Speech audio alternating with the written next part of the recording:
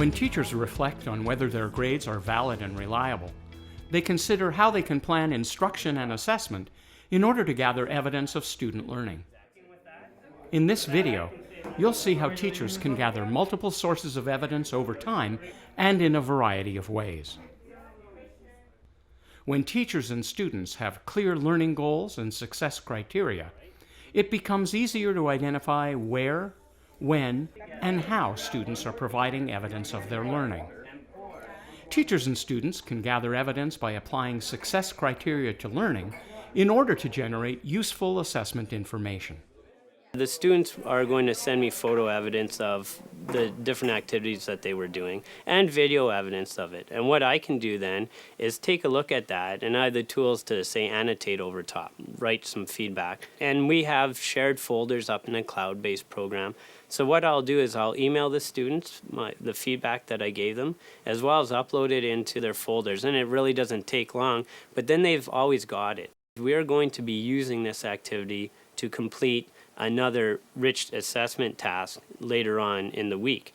And so they're actually going to use the descriptive feedback so that they can complete that activity effectively and properly. So I try and do that as much as I can, and I use the technology. In the past, so I've done it with paper, and you have portfolios for kids. And so if you're listening to conversations or you observe what they're doing, you write little notes, and then you can put that in their portfolio. I like the photo records because then they can see everything.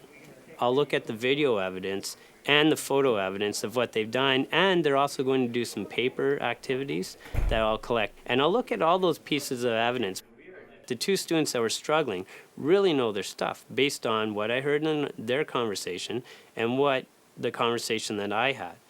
One of the key things there is when I had a conversation, I made sure I knew what questions I was going into that conversation, what I needed to ask, and I probed as much as I could to make sure that they weren't just giving me the definition type answers. So I asked some more higher level thinking questions in there just to make sure that my evidence was reliable, that it was something that could be used.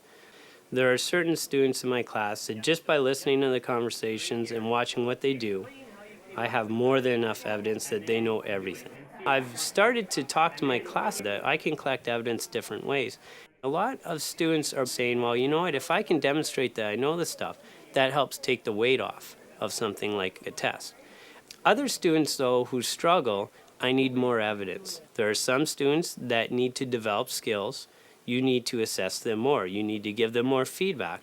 Just like a player on your team that's struggling with a specific skill, you need to put more time into developing that skill, and you need to continue on with that feedback.